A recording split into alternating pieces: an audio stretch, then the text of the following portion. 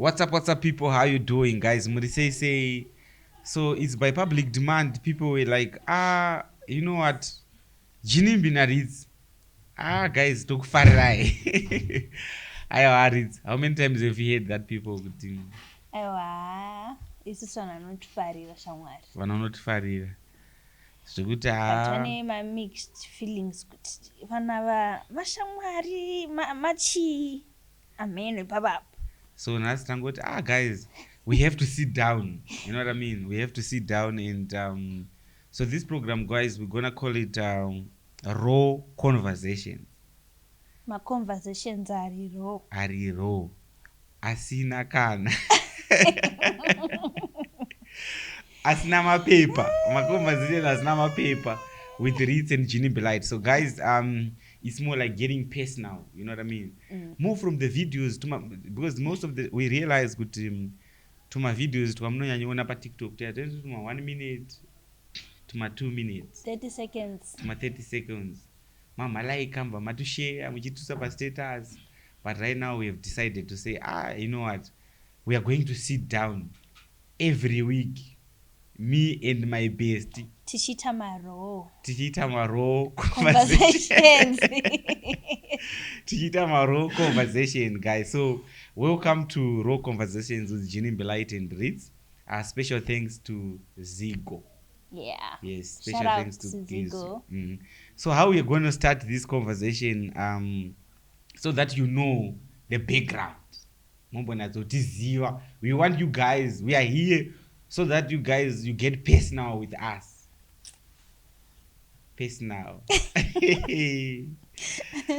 Mawedza tiri kushandisa ari intimacy baba. Tikuti china best. Toda kunyatso kudzokera mumashure. Kwakatanga chi? Kwakatangira chi? Because most of the times, you know, guys, I know. Do you know kuti inini the surprise thing about inini when it comes, let me jump. Don't wait until ndabuda musaga stere. Inini ndikatosangana nemusikana. Anditi musikana akati iwe uri kuda zvangu, ukuda nezvangu handiti. Ko kana inini ndikaitawo best wangu wechirume, iwe una best wako wechisikana. Ndinofila sei? Indotomudza kuti handibvume izvi zvakadaro. Because you know not everyone is like you, bro. And you know your gender. Saka I know. Saka it's very rare to have a female and a male vanowirirana sekuwirirana kwatinoita. Isusu tinonzwanana changa. Tinobonipasana. Tinonzwanana. Ini ndogara ndichitodza vanhu kuti kana uchitondida unofanira kutoaccepta kuti pana boost.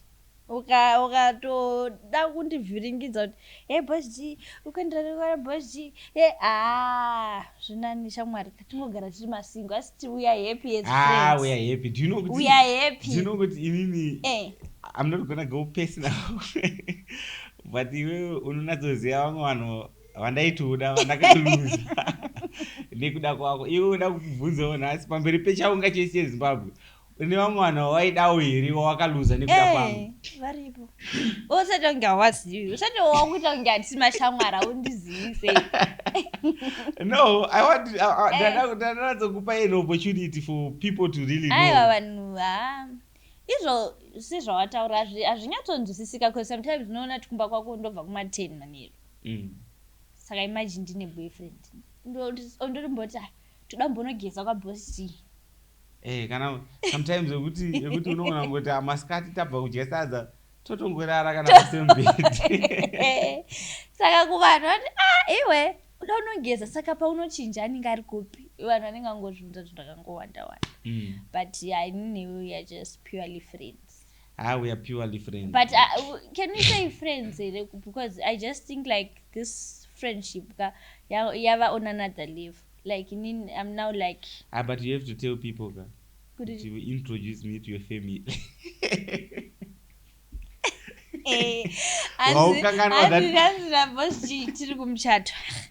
I'm surprised kuti utoriwo nefamily wangu.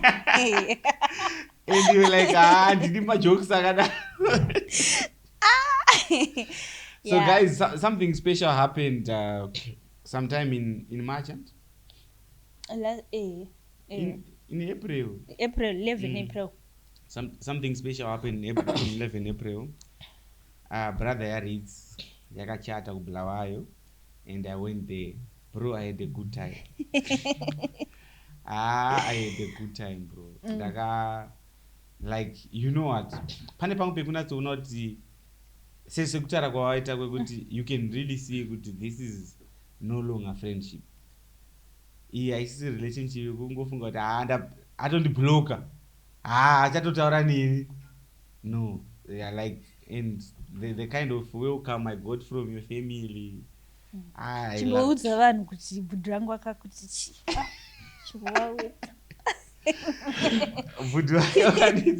Thank you for taking care of my sister, bro. Like, dude, thank you for taking care of my sister. And yeah. And I think the other thing, I don't really want to call you a friend, but I want to call you a sister. Chimwe chinozoitika ndechekudai songo. Soft spot yandinayo pauri ndeyekuti isusu mumba medu we are 3 boys. We don't have a girl. You know what I mean? So it's like you came and covered that gap of a sister, of a little sister. But I'm a little sister, I don't need about. You gonna many times I have think twice about this friendship. Like, do I really deserve someone to penga with? But so I just want you to give people a little background of how it all started. Okay. Because you know what, other people think kuti zoni. Do you know kuti pane vamwe vanhu vanofunga kuti inini ndakazotanga kukuziva pawakazomitiswa nababy daddy wechitu wakakuita neti uchita sei uchitoda help and stuff. Tell these people, man, school them. I remember patikasangana panga pari panonzi music video. And people don't know something. People don't know something because the reason why I know Ritz, shout out to Prophet Passion Java. he made it happen. Many people, when I tell people will be surprised. If it was not because of Prophet Passion, that's not. But it's because of him. Shout out to you, Prophet. Munoonesa makazoka profita kamwana akapakauya kuti the next big superstar. Ukati iwewe une mwenje ati zvinhu unozvida ukamira kuda zvinhu unoenda kuri. Munoona prophet vaya vanoti prophet passion vaone vanonyepa. Aiwa vakatonyatsoprofita poshe. And do you know what? Wangosati wane mwana wechituwe. Ndasati ndani mwana wechituwe. Vakaona. Makati. You have a bright future, but raw conversation. Wakuparisa manje. Ndokanga watching my podcast. So guys, yeah, takasangana pa music video ya Khadija na Rocky. Anti? Khadija na Rocky. Imwe song inonzi ndinouya Mari. If you go on YouTube right now, you will see me and Ritz on that video. Yes. But the thing is, it's like we acted something different. In the video, nangandiri mbinga ndichichila nemababy mclub. Ivo angori chisha ngori. Andri ashao. Shao. Waitengesa. Yeah, original gove. Nduta Nigeria. Andri ashao. But I was acting. You were acting, yes.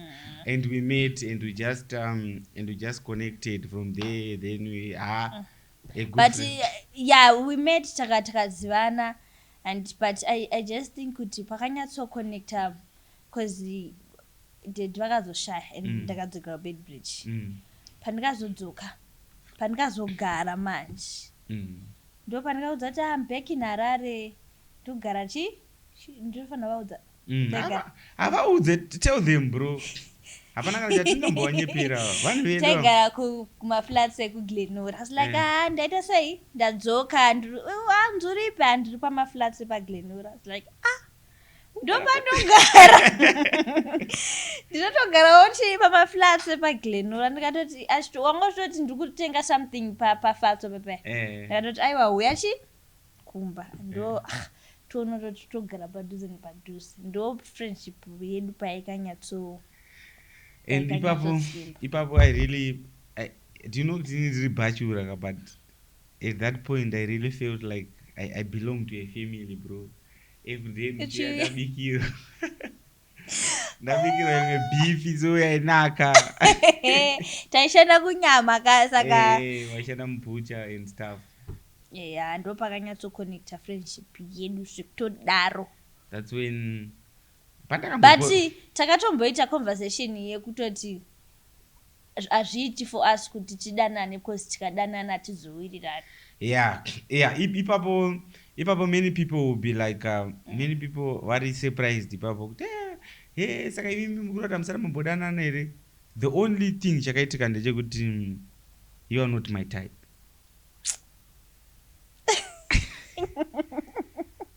You are not my type. If you were my type, you could have been my wife right now.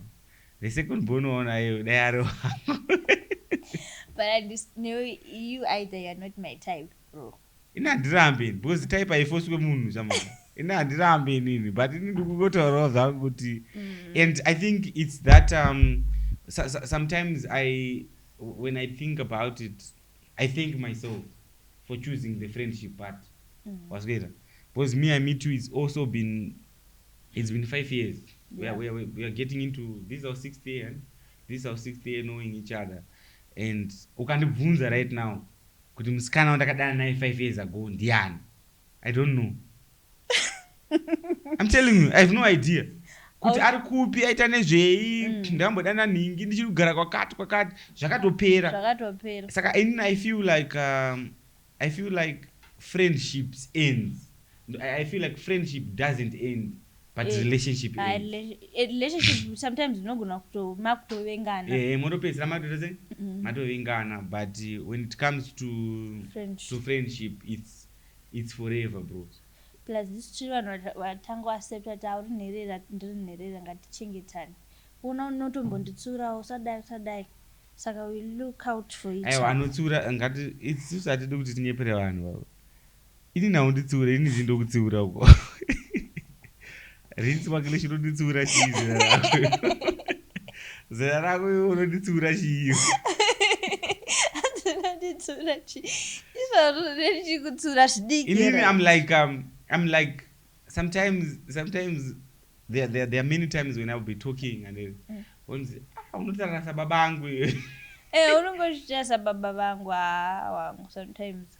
Unenge wakuacta sababa vangu. Unofanira kumbomiswa ndijana. But zvitori necessary. Imagine then sina munhu akaita sewe mulife mangu. Muno muMharare handina hama muno muMharare. To be honest ndiri wild, bro. But iwewe pane pamwe pekuti unotondudza kuti apa sister. Saka in life panotodiwa munhu uyo anokumisa kuti aiwa zvinhu zvauri kuita izvi deusipo handisivi. You don't know what you do. Yeah, because sometimes inini hangu ndotoona kuti nditonika feeling yake kuti that's why I'm saying it's more than a friendship. It's family, bro. Like ndikatoswera ndisina kutaura newe ndotoziva kuti amene hombe dzaunongochivhura totoziva kuti iwe uri kupi wewe usina kutaura neni wewe usina kutifonera you are up to something. You get what I'm saying? Sometimes I really feel like I have to be but I need people to understand kuti I know it's rare. You get what I'm saying? And this message is also dedicated to my girlfriend, to my future wife. My future wife, this person that I'm with on set, she's my sister. She's my sister, trust me. I don't have any sexual intentions towards her. You say that as well. Taura futhi. Hayi ninazvo madi husband. Aiwe. Auchada kurorwa here. But you, I understand, Baba. Iwe.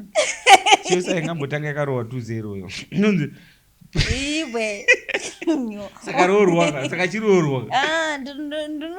Ndinofunga ndingashaya. Inoza ndogona kutororwa neboys wakatoshamisikira. Neboys? Nemunhu asina. But iwe unozobhaizira manje pamalooks apa. Ndotonge mwana. And I know that sometimes, guys, sorry to say it. Uyu munhu yanombokangana kuti anawana 2. Ndakambomubvunza ndakazwa akati iwe unofunga kuti virgin here. I'm telling you. You remember kuti iwe munhu wako uyu ndiwe virgin uyu chamwari. Munhu wako uyu unoitwa nevirgin. Une 2 boys chamwari dzakatomira dzimwe dzikutoda porridge, dzikutoda school fees. You get the point. But I think it's healthy. It's healthy like that, because if there's something that I appreciate that you now have, you got your confidence back, bro. You got your confidence back. I just want to tell me, like, the feeling of that period. Funny enough, ndiri ndingobva ndaingosechawo zvangu ndine kadhuku nemabhanzi ndaizviseka kuti apa but zvazviri necessary by then because I really needed help. But izvezvi here izvezvi ndongoti ndambo reZimbabwe yakandibetsera, ndiyo futi yakanipa confidence yangu back, ndakustand ground yangu.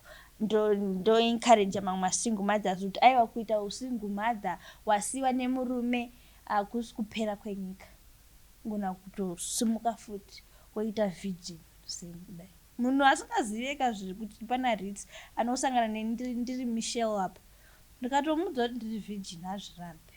Pamwe ndikatodza ndinona 2 anoti iwe kunyepa iwe.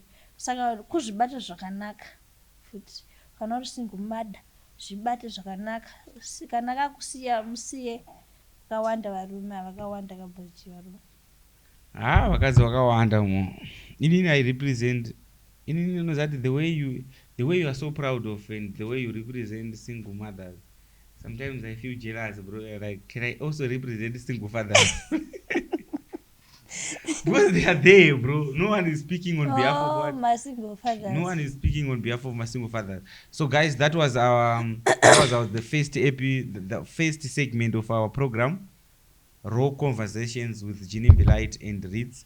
So now we are moving on. We are going to take a short break, and when we are coming back, we are going to get into a segment where we call Street Issues. This is where we are going to discuss and talk about what's trending, what's happening in the streets.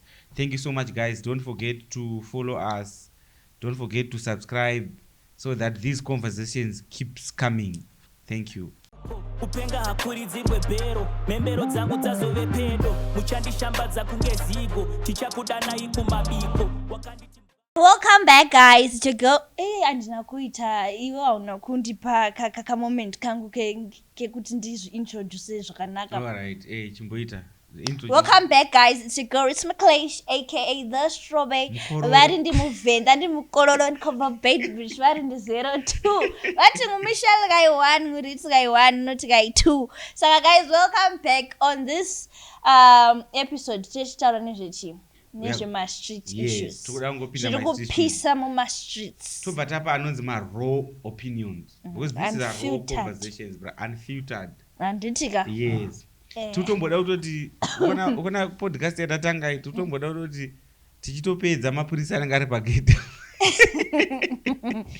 Ndine vana 2 shamwari. Ndini zvokurara mujeri. Please. So guys, the first conversation we are going to talk about what's been trending in the streets. First, it's about you. And about me? Yes. I've been trending. Yes, you've been trending. You always trend.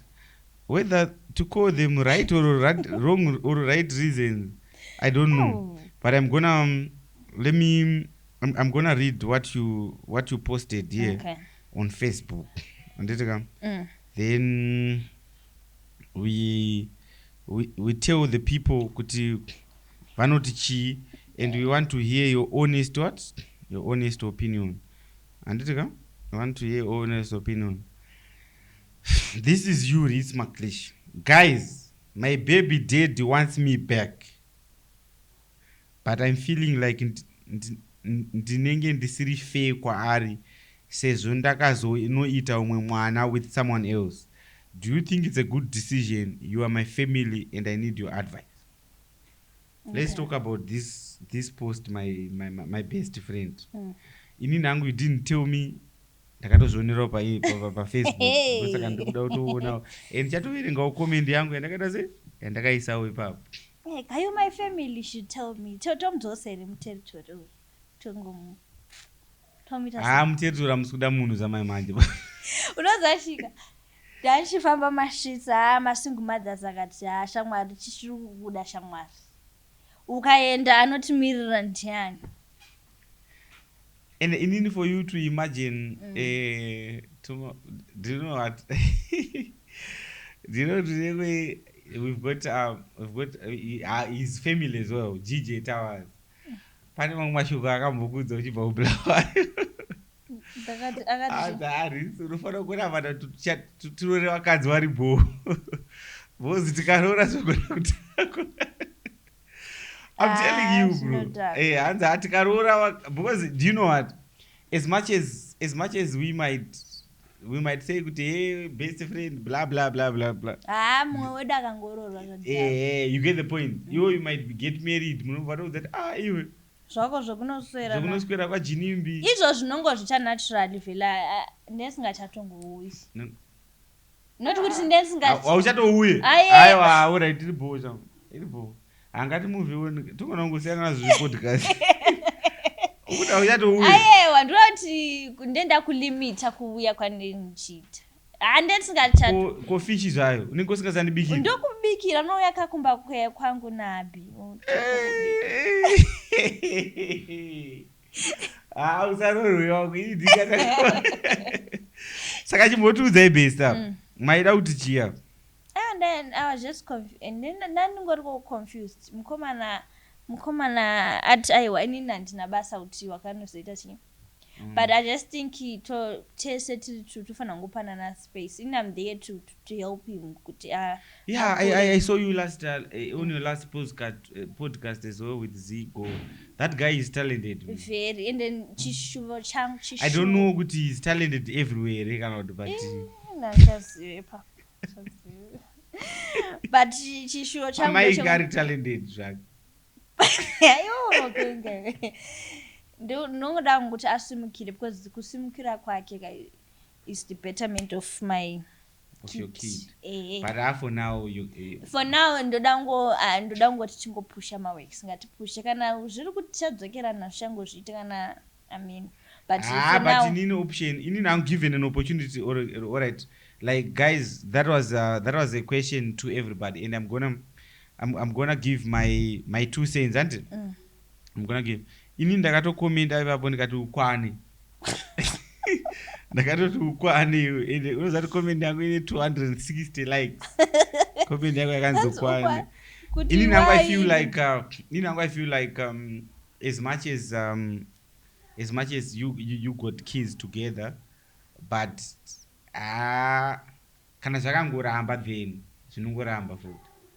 Hauna jealousy wewe. Jealousy? No, bro. Why ndiri kusenza ka jealous mukati? Bro, kutokusiya kwakaita ndoko kuti ndikuwane bro. Ndakaramba anewe kadisira kana mbukuwana. But I think if it's just gonna happen, there's no way we are gonna I love your kids. I love the baby daddy. And you know, I'm the one I know reposter. I really support Mark Gizo, guys. Follow him and support him, Mark Gizo, because muka stream our music yake. It's less job for me, bro. Because currently inini ndiri kutoita masina.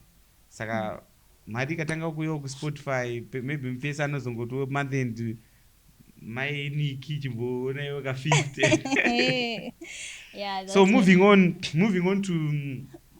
to the trending issues, we are gonna talk about this one is the big one, bro. And Maloti it's still trending, I think. It's still trending. Yeah. Maloti, colorful, and malongente And Ulingeni. and hulungente. What's your opinion, bro? Like, what do you think? You've been my friend for 5 years. Yes, these And- are raw. These are raw. Yes, opinions, these are, bro. and you know I've been in the same situation Yes. where you take someone and then they, ndachida kushandisa rimwe word. No, this is raw, bro. No, But we're I not- was serious. Ukuona kuti wotora munhu ogara naye uchingoti ndiwako, and then munhu iyeye ugona kutorera murume kana kurarira ne. But inzwaika guys. I beg to differ, bro. I beg to differ. I had this conversation. I had this scenario where I had a girlfriend. I did it. Girlfriend over where the girlfriend comes to see me at my place, at my mansion, bro. Yeah, the girlfriend comes to see me at my mansion. Auya ne friend yake. Wazinzwisa. Then over azotanga kuti hey yo ninge uri kuda friend yangu, hey, the way you are looking at my friend. Like, why in the first place did you bring your friend around me, bro? Because most of the times people might be blaming colorful. Blame colorful kuti yanga atora mukoma, yanga atora malongende, what. But iwewe maloti iwewe. Why did you bring that kind of person in your space around your husband? Because I'm telling you, bro. Ina meme. Wasn't this? Have you ever ausara munzwa varume vanorara nemamaids echo. Varume vanenge vari mumashoni, varume vanenge vari madegree, but they sleep with their maids. You get what I'm saying? So I'm saying my opinion about it. I'm not saying I'm supporting colorful. But I'm saying at the first place. Just unoona kuti mwana angasisina kamari yerenti chichi, but you know you can helpeka. Unenge sisterhood tisingachataurisi zvemurume, handingasika mumwe wangu achitambura. Can I ask you something? Iwewe, when you were stranded and uchinetseka nelife andirika, why did I not take you to stay with me? I don't know. You don't know? Yes. You have your answer, bro. I had an opportunity to say kuti I wanna read. Iwewe ibva kumusha tanga urara mudheni. Wasn't it? But I didn't do that. I had to say kuti Ritz iwewe kana shamwari wakwanisa uloja iwewe kana wana imba inini rendi kashayika ndoita sei ndobhadhara uri kwauri iko. You have to know kuti sometimes you women, the enemy of another woman is another woman. Yeah, vakadzatwirirana. Isusu varume, we don't have any beef. Titone chicken nemasausage baba between each other. Hatina kana beef. Yeah. Especially panyaya dzevarume idzi. It's a lesson kutoti kune munhu wese kutoti chero mwana wamai vako tomanzwa mastories ekuti emuningi azotorera sisi vake murume chichi unenge watorega ntorewo mwana wamai vangu.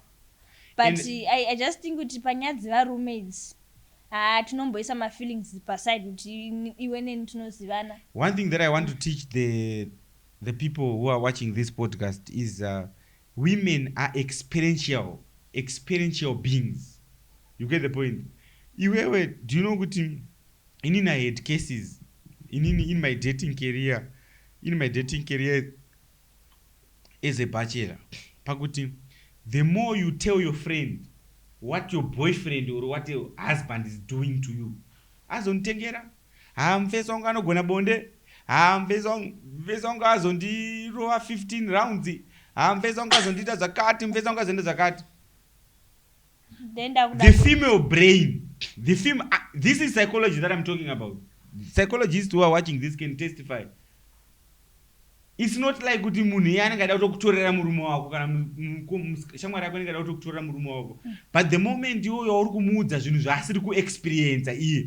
Hey, murume wangu anonditengera zvakati, murume wangu anonditengera machocolates.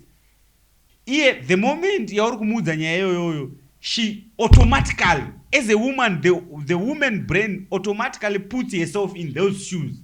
But what if I'm the one receiving the chocolates? What if I'm the one who getting the 15 rounds? What if I'm the one who getting the cars? Wasn't it? Saka, the jealousy is built between the automatically after replace. You get the point? Saka, most of the times, just an advice from women, as we learn from this Malota. I'm a very huge fan of Malota. I love the music. I love the movement. You know what? It's not like I love the what. It's not like I'm a fan of their marriage or what. I loved the movement, the way they rocked the stage together, the way they did everything together. That's what I loved. You get the point? But it's a lesson to women. Don't kiss and tell. Wasn't it? It's rather your friends thinks that your boyfriend is boring. Because in I had cases where women would be like, Muskana, these are 2 years, 3 years back the line. Baby, will you pay the patin? Yes, in the patin, baby. Do you mind if I come with my friend? Wasn't it? Daughter, no, I don't mind. You can come with your friend. The next time, do you know what the next time will be like? Friend, I don't know daughter. Both G Muri say, don't dribble, Muripo Erepatin. Daughter, ko una ningere, ota ninga hapo. Nada tongo kona indega. You get the point. The moment you tell a woman they want to experiment. Saka mutisa ndendineshang matisatauri. Aya musatauri baba. Musatauri. Ini nangu that's the solution to women. Kana uchinjwa jira munhu wako musaka zvinjwe wega. Because the moment you make it public or the moment you make it seen that your man is doing everything to you, we also want. Who doesn't want the good things? Hapana. I'm telling you. Iwo kana wakandudza kuti same face ukandudza kuti hey bebe rangu unondipa mari, bebe rangu unonditengera muimba, bebe rangu unonditengera mota. Saka asingada kutengera mota ndiye. Ndiyani. Tese. And I think pa case ya Maloti na Ulungende, Maloti munhu yakuti anogara express kuti Ulungende anomuda sei and how much anomuda sei. Saka pane vamwe kuti vanenge vasinganakiri na Maloti. Vanenge vachida ngotorera Ulungende zvoda kufinura. You get the point. Kuti yo unenge uchiti Ulungende anokuda straight. Saka sometimes it's not even his fault, bro. It's not even voice note yakachiti haiwa kalafu yanenge ane mushonga what because akazondisa position what sometimes kunenge kwakuda kutorwa kwekuti kwekufinura. But moving on, my friend, to there was a podcast that happens in South Africa there. Holy 10. Kwa Ola. Tell me what you think. Zimbabweans, they love drama. I'm loving the new Holy 10. Chinja Sababa and Baba Juju. Character. But mudane ka drama eko kaya. Kuna chiro podcast yo aina kufamba mafambiro akaita yaita zvedrama zese. I want the drunk Holy 10. Saka, you see what people are saying. Even if pane mwana utokuda uchipenga kudaro uchita zakadhakwa kudaro vanhu vanondonakirwa nerodaro. But I think from what I learned from that podcast is we learn as we grow up. And I saw a man, I saw a new man, I saw the real leader of the truth. That's what I saw. That's the youth. The real leader of the truth. A man who is back to his senses. And I love that. Asiyadoro. Asiyadoro. Then as we close, Scotland are winning against Moors. Scotland. Una smile. Scotland are winning. Scotland team is Rabata. Obviously no winner. You know from what you that's Scotland. I think that's the one thing we don't share in common, bro. Like, yes, the way you love football. I love Scotland because, you know, I need to find the But I have a question. I mean, to my Zimbabweans and schools I'm out to go to coach. Tongo Scotland football in Mali. So inini is it wrong kuda so we football team in mari? It's not wrong. And people will be like, hey, maenda unotsvaga varume, what. No, this one loves Scotland naturally with all your heart. And the other thing that I want to ask you in closing, you went to Blawayo, bro. We were in Blawayo together. Abachimbotaura about Blawayo concerning me. Yeah, baba. Hey, ani mafans Blawayo no kuda no dachiko. I think kungwaturi mbinga. Blawayo wanodida, bro. Like the kind of, I don't know, bro. The energy that I get from Blawayo, the love I get. We are going to feel jealous. But it's just strawberry chin, you know. Man, boss G. But shout out to Blawayo and the love we got in Blawayo. Blawayo is nice. It's nice, huh? Blawayo is nice. Everything Blawayo. Blawayo no nagza. So guys, this was us. Raw conversations with Ginimbilite and Ritz, guys. So please give us your comments, your opinions. This was our first episodes, and this program is gonna come to you every week. Special thanks to the guys behind the cameras, Tadiwa, Kudzi, Sherifi. Na Sherifi tine beefy, but that timbe is your closing. There's song yes good mapuma. Vroom vroom gongan. Guys, we are gone. Bye bye. Kupenga hakuridzirwe bhero membero dzangu dzazove pedo muchandishambadza kunge zigo tichakudanai kumabiko